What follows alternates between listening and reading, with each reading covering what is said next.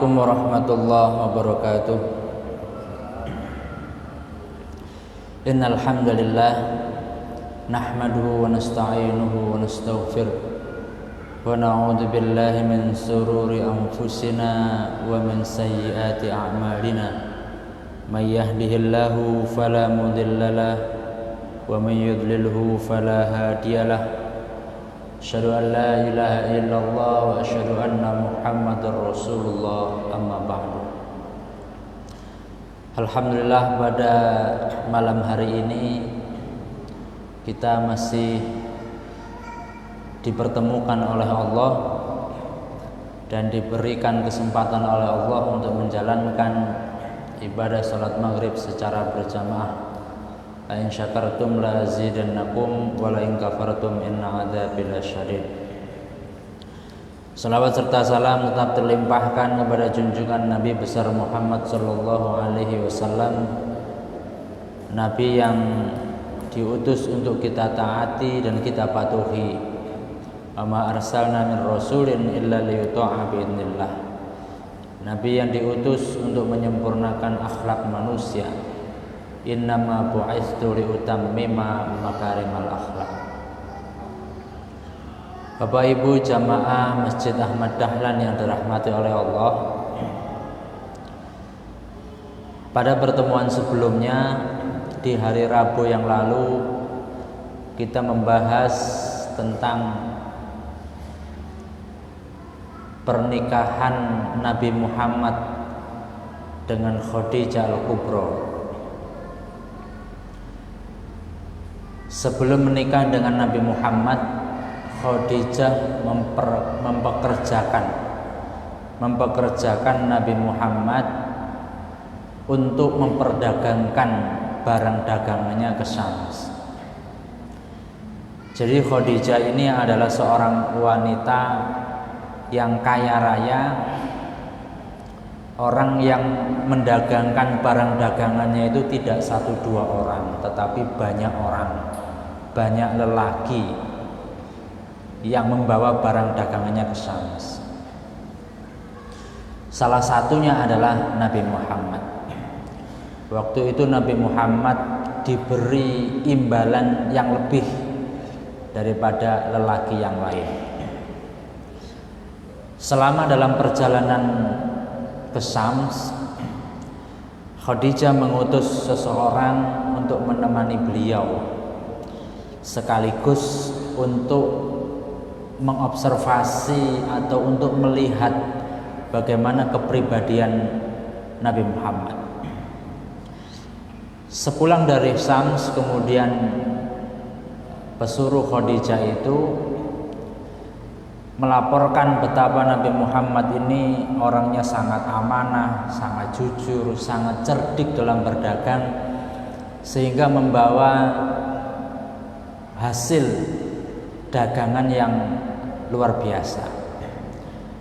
Kalau lelaki yang lain mungkin sekian ribu gitu, kalau Nabi Muhammad sekian ratus ribu. Inilah yang kemudian membuat Khadijah jatuh cinta kepada Nabi Muhammad. Akhirnya Khadijah menyuruh seseorang sahabatnya yang bernama Nafisah untuk mengatakan kepada Nabi Muhammad bahwa Khadijah ini mencintainya, bahwasanya Nabi Muhammad diminta untuk meminangnya. Lantas kemudian Nabi Muhammad beserta keluarga besarnya Bani Hashim bersama pamannya berangkat ke rumah Khadijah untuk melamar dan menikahinya. Itu terjadi 6 bulan setelah pulang dari Syams.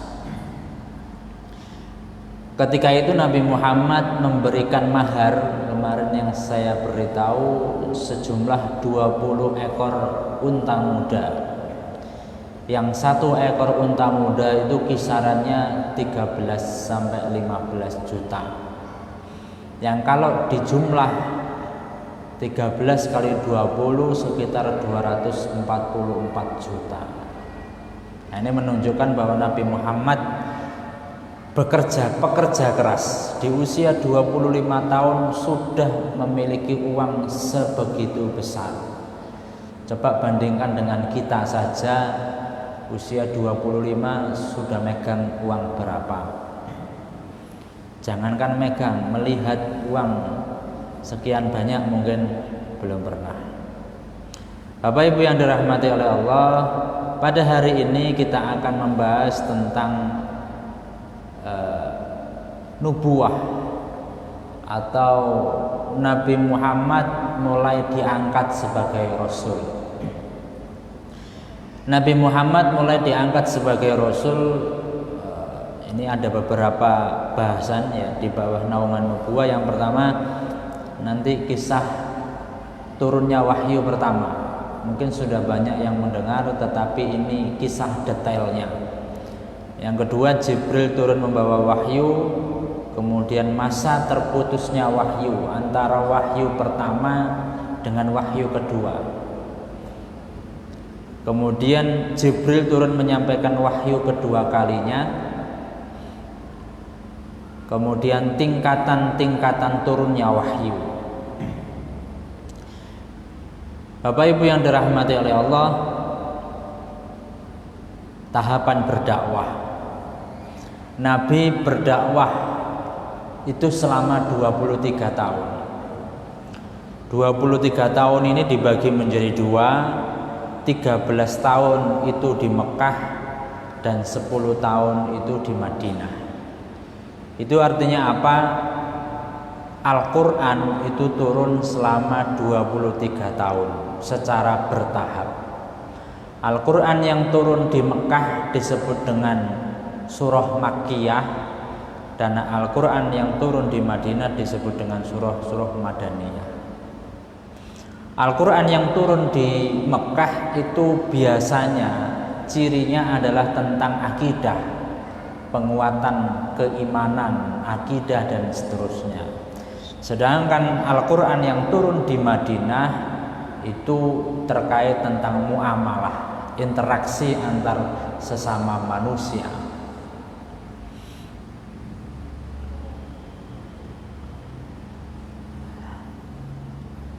"23 tahun itu 3 tahun adalah dakwah sirriyah.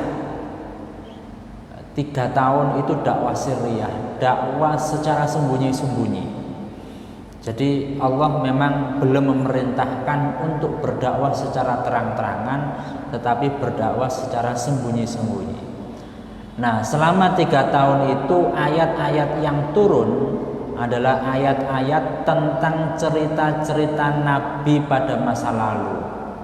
Misalkan cerita tentang Nabi Musa, cerita tentang Nabi Nuh, cerita tentang Nabi Yunus dan seterusnya. Fungsinya apa? Fungsinya nanti ketika dakwah jahriyah, Nabi Muhammad itu tidak kaget bahwasanya ketika beliau berdakwah itu mesti ada yang menentang, mesti ada yang tidak setuju. Dengan adanya turunnya surah-surah tersebut, kisah-kisah Nabi sebelumnya, Nabi tidak kaget bahwasanya memang Nabi-Nabi terdahulu juga cobaannya sama. Nabi Nuh, Nabi Musa, Nabi Ibrahim semuanya hampir sama. Ujiannya selalu ditolak oleh masyarakat.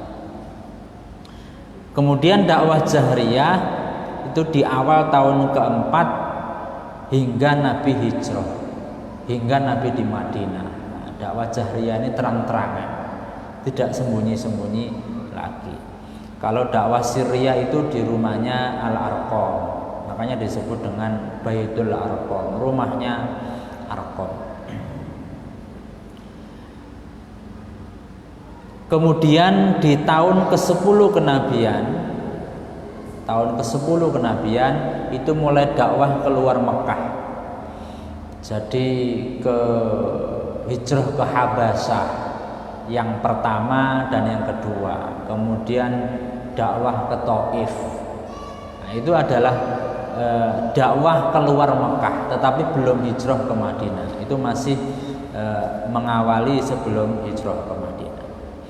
Bapak Ibu yang dirahmati oleh Allah, Nabi Muhammad sebagaimana yang kita ketahui itu menerima wahyu di dalam Gua Hira.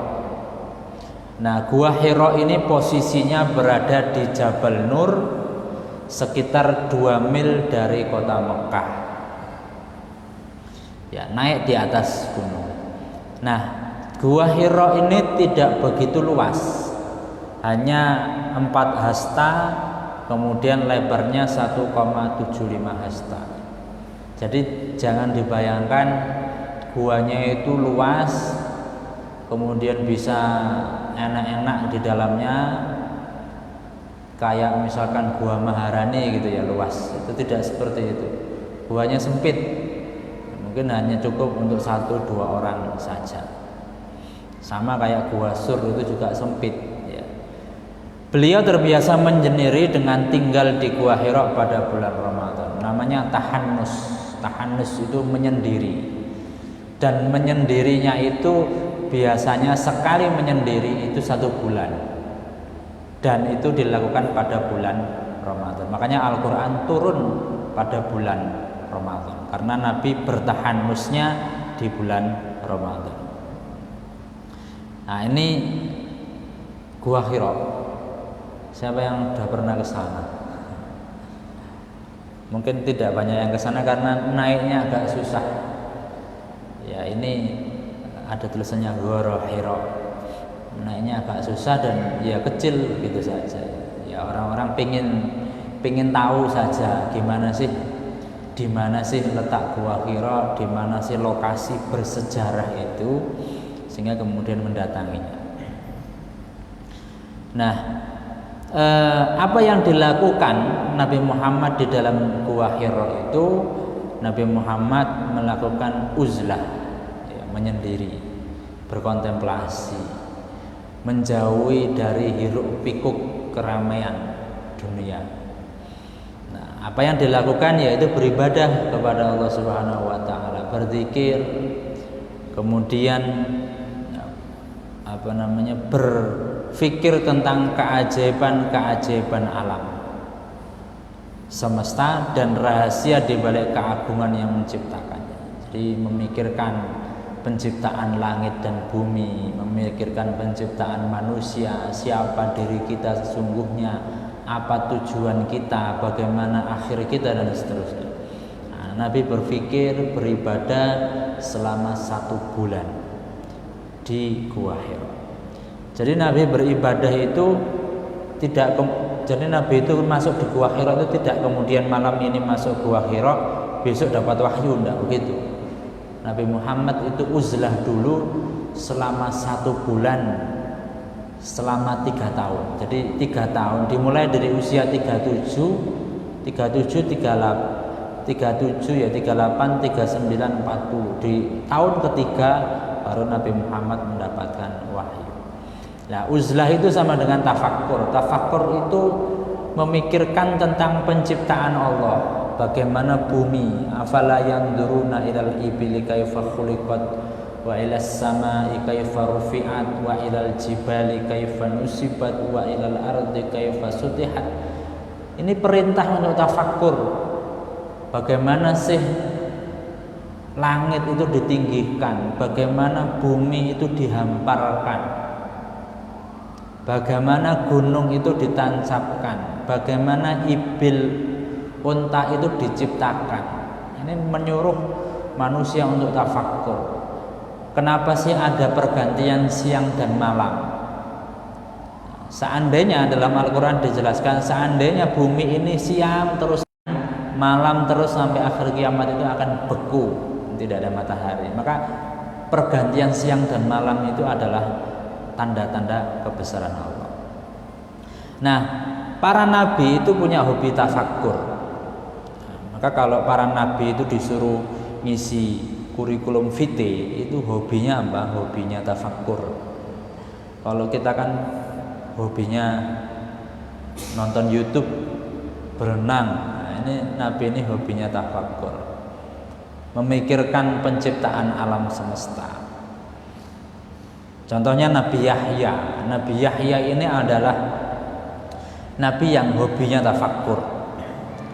Ya Yahya khudhil kitaba biquwwah wa atainahul hukma sabiyya. Nabi Yahya ini memiliki pemahaman Taurat yang lebih baik daripada ayahnya Zakaria. Nabi Yahya ini suatu ketika pernah hilang. Kemudian sama Nabi Zakaria dicari. Kemana ini Yahya ini? Akhirnya kemudian ditemukannya Yahya itu di tengah hutan sedang duduk sendirian. Di depannya Nabi Yahya ini ada sebuah lubang yang dia gali sendiri. Kemudian Nabi Zakaria mengatakan, apa yang kamu lakukan di sini? Saya menggali lubang. Kemudian saya berpikir atau saya mengangan-angan bagaimana seandainya nanti kalau saya meninggal dunia berada dalam lubang itu sendiri, tidak ada yang menemani, hanya amalan saya saja yang menemani. Itu anak kecil bisa berpikir seperti itu.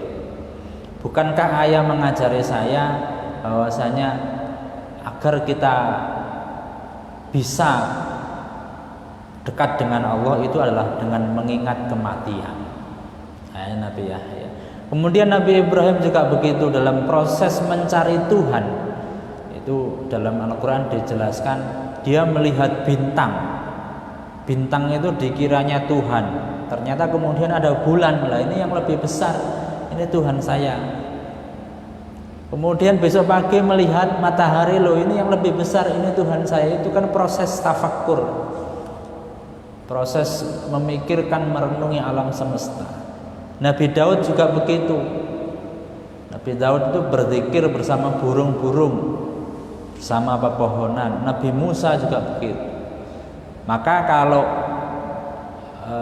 ini sekarang masih naik ya COVID-nya. Kalau seandainya pas COVID-nya tidak naik, itu kalau liburan ngajak anak-anak itu liburannya jangan ke mall, liburannya itu wisata alam. Dengan kemudian mengajak dialog dengan anak, itu lo nak coba lihat, diajak ke Bromo, diajak naik ke mana itu di Bondowoso itu Blue Fire itu ya. Itu kemudian diajak dialog, coba nak, betapa kuasanya Allah menciptakan seperti ini, betapa indahnya Allah menciptakan seperti ini, sehingga kemudian dia bertafakur, sehingga keluar kata dalam mulutnya, iya ya subhanallah, maha suci Allah, maha besar Allah. Itu adalah tafakur. Nah, uzlahnya ini dimulai sekitar 3 tahun sebelum kenabian. Jadi di usia ke-37 tahun. Nah, di usia ke-40 itu baru, bukan berarti 3 tahun berturut-turut. Satu sekali masa uzlah itu 1 bulan, kemudian selama 3 tahun, berarti 3 bulanan. Nah, 1 kali masa uzlah ialah 1 bulan. Bapak Ibu yang dirahmati oleh Allah, kemudian Jibril turun membawa wahyu pada tahun ketiga, pada usia Nabi Muhammad 40 tahun. Makanya ada istilah begini, seorang itu matang dalam hal memimpin itu di usia 40 tahun. Ada istilah juga, the life begin at 40 ya. Kehidupan itu dimulai setelah usia 40 tahun. Berarti sebelum 40 tahun belum dimulai kehidupannya. 40 tahun itu puncak kematangan manusia ya, puncak kematangan. Anda sudah jadi apa di usia 40 tahun ini? Apakah masih seperti itu saja, apa mestinya sudah mulai menapaki karir usia 40 tahun. Kemudian mulai tampak tanda-tanda kenabian di dalam diri Nabi Muhammad seperti ru'yah as-shadiqah, mimpi yang benar. Kalau kita mimpi itu kan seringnya menjadi bunga mimpi. Kalau Nabi Muhammad itu mimpinya itu mimpi yang benar, mimpi yang menjadi kenyataan. Ru'yah shadiqah merupakan satu bagian dari 46 bagian kenabian. Ada banyak sekali ciri kenabian, seperti yang dilihat oleh Bahiroh kemarin. Ada beberapa ciri kenabian yang dimiliki Nabi, salah satunya adalah ru'yah as-shadiqah. Nah, masa kenabian beliau selama 23 tahun yang saya jelaskan tadi. Bapak Ibu yang dirahmati oleh Allah, peristiwa awal turunnya Al-Quran adalah pada hari Senin malam ke-21 Ramadan. Insya Allah pada pertemuan yang akan datang akan kita perbincangkan. Sebenarnya Al-Quran itu turun pada tanggal 17 Ramadan atau pada tanggal 21 Ramadan. Selama ini kalau nuzul Quran itu kan 17 Ramadan.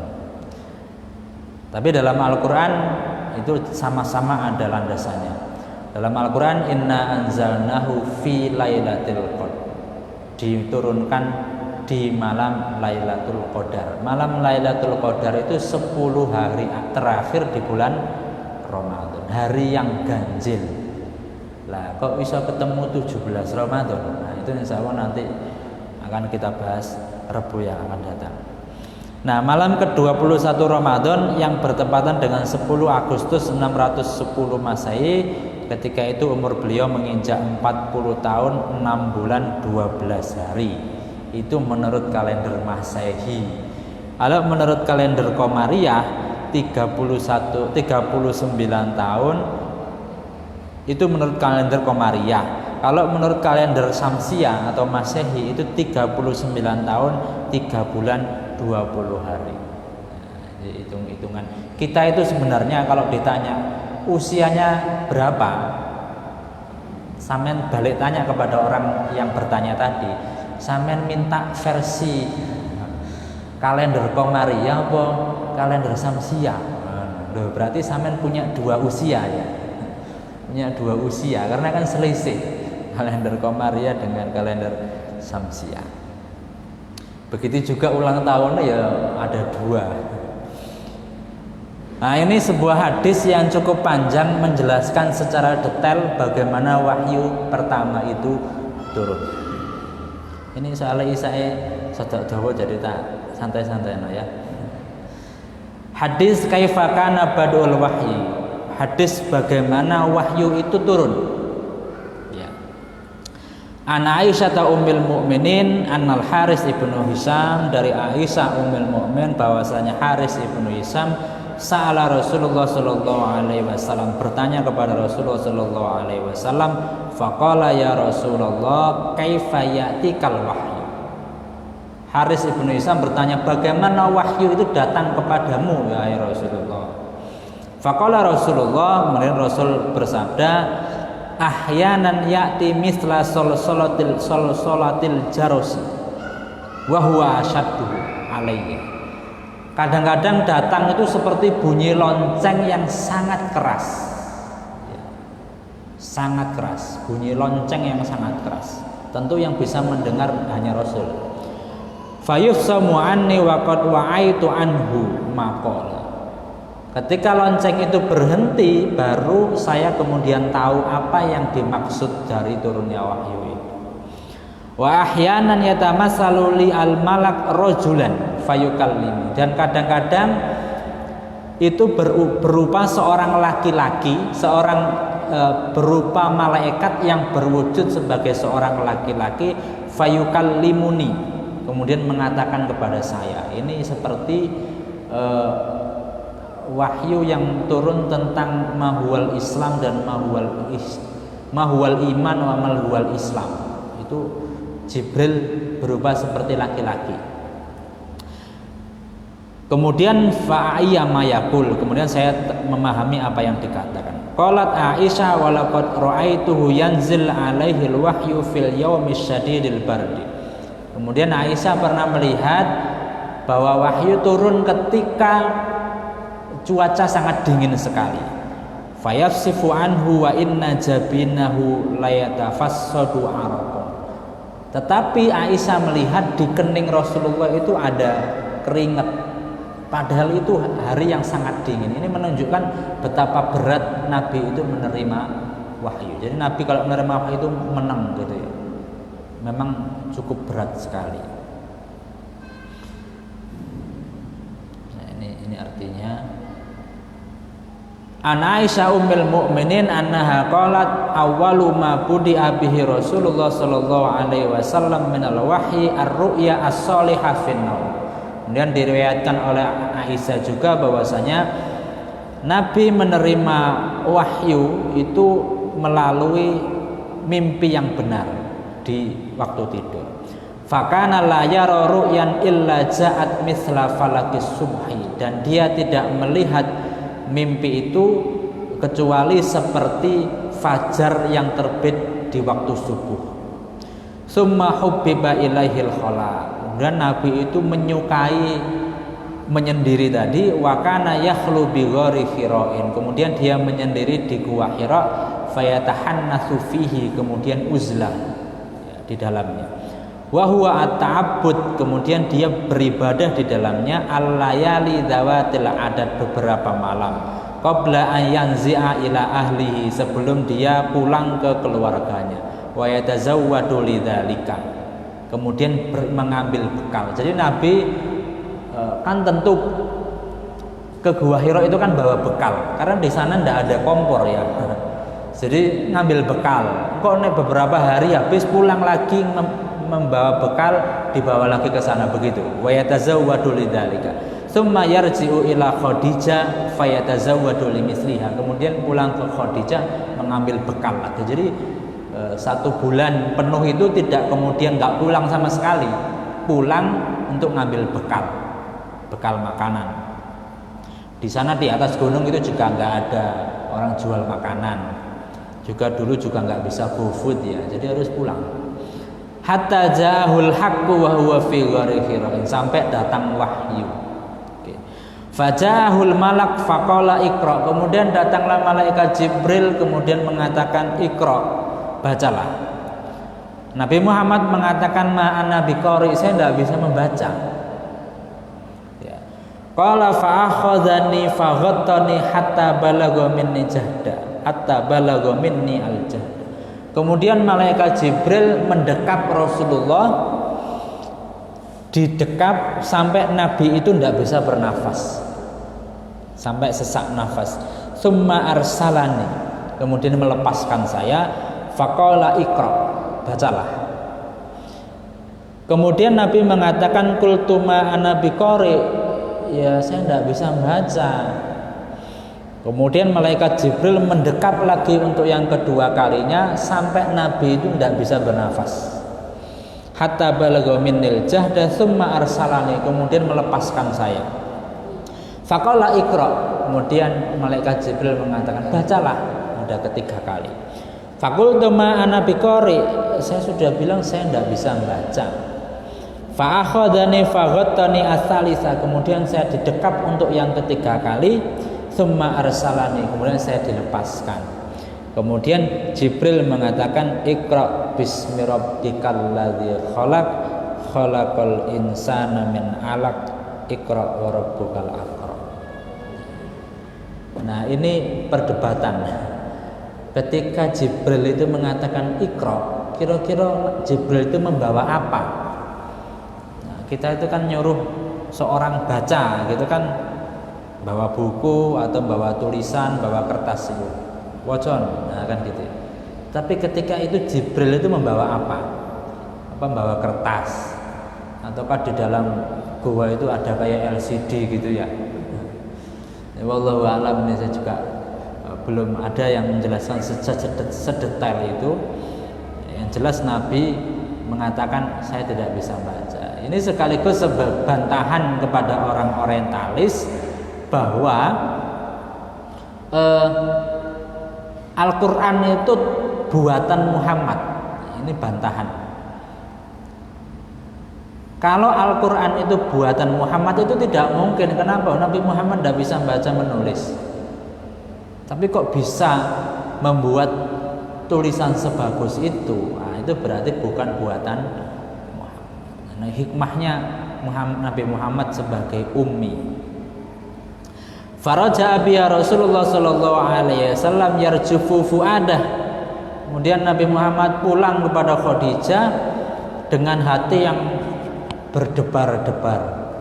Bayangkan di Gua Hira malam-malam didatangi orang datangi malaikat, disuruh dipaksa-paksa untuk membaca, bahkan didekap sampai nggak bisa bernafas, otomatis ya gimana coba?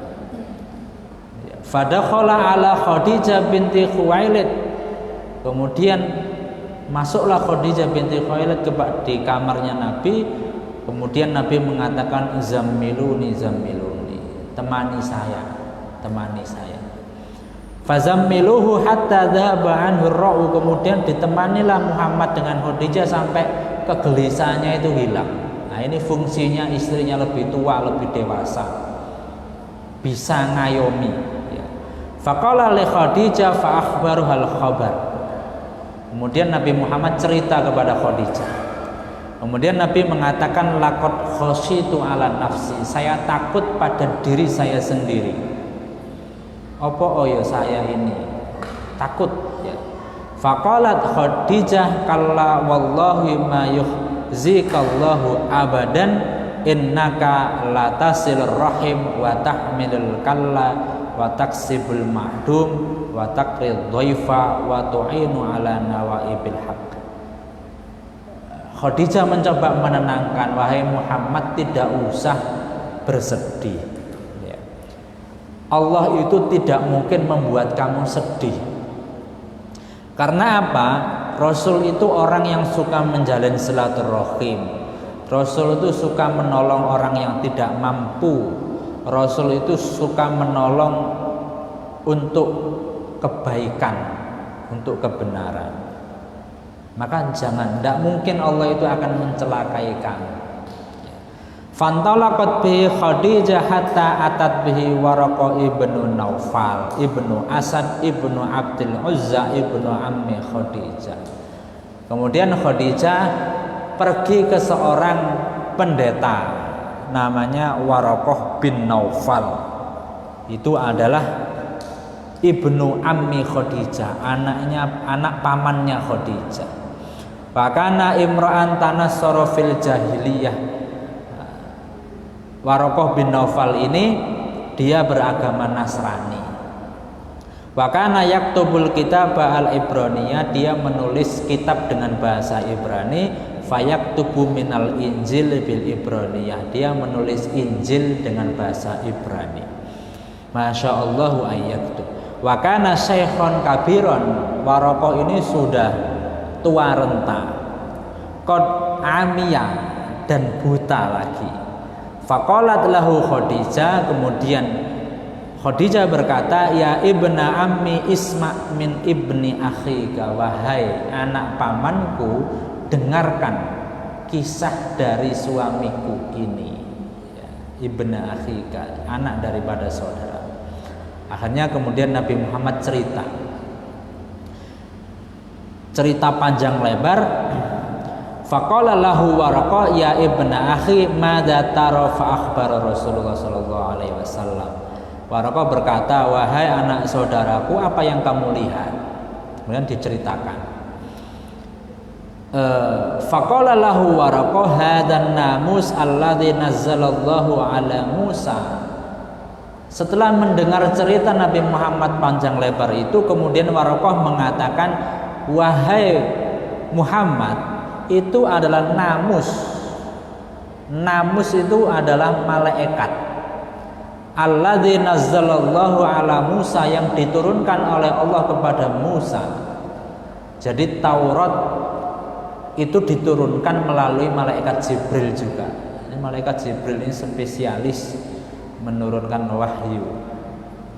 Ya laitani fiha jaz'an, laitani akunu hayyan. Kemudian Waraqah mengatakan, seandainya saya masih punya kesehatan, seandainya saya masih punya kehidupan, masih hidup, idh yukhrijuka qaumuk, ketika kaummu mengusirmu. Faqala Rasulullah sallallahu alaihi wasallam, awa mukhrijiyahum. Rasul kaget, loh, apakah orang-orang Mekah akan mengusir saya? Qala na'am, iya. Lam ya'ti rajulun qattu bimithli ma ji'ta bihi illa audiya. Tidak ada seorang laki-laki pun yang membawa seperti yang kamu bawa ini kecuali dimusuhi oleh masyarakat. Nah, jadi Nabi itu sebelum diusir oleh masyarakat Arab ke Mekah, sebelum hijrah ke Madinah, Nabi itu sudah tahu dari Warokoh bahwa suatu saat mereka orang-orang Mekah ini akan menolak dakwah Nabi.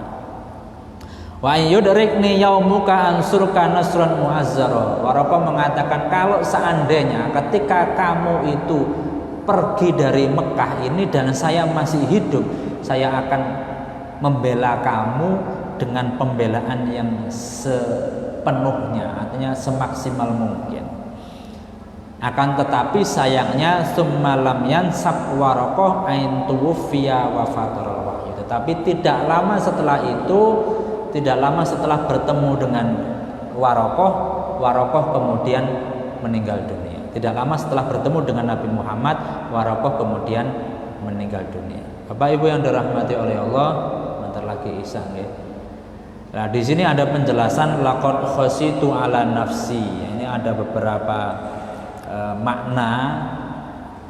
Dimaksud khasitu itu ada yang mengatakan cemas, ada takut, ada yang sakit, ada tidak kemampuan memegang amanah kenabian, ketidakmampuan melihat bentuk malaikat, tidak memiliki kesabaran atas siksaan orang kafir, kemudian meninggalkan tanah airnya dan seterusnya. Ini makna khasitu. Intinya Nabi setelah mendapatkan wahyu itu gelisah.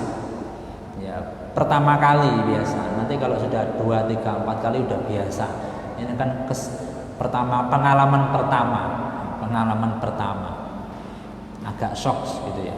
Sedangkan Ibnu Hajar membenarkan 3 diantaranya, yaitu ketakutan, sakit, dan sakit terus menerus. Nah, kemudian disinilah kemudian peran Khadijah menenangkan Nabi Muhammad. Khadijah mengatakan kalla wallahi ma yukhzikallahu abadan. Allah tidak akan membuat kamu sedih. Innaka latasilur rahim, kamu itu kan sudah suka menjalin silaturahim, wa tahmilul kalla, membantu orang yang membutuhkan, wa taksibul ma'dum, mengadakan sesuatu yang tidak ada, wa taqrid dhaifa, wa tu'inu ala nawaibil haq, dan seterusnya. Jadi disinilah peran penting Khadijah mendampingi Rasulullah. Nah, mungkin itu yang bisa saya sampaikan. 2 menit lagi insyaallah adzan isya. Pada pertemuan yang akan datang saya akan menjelaskan tentang turunnya wahyu yang kedua.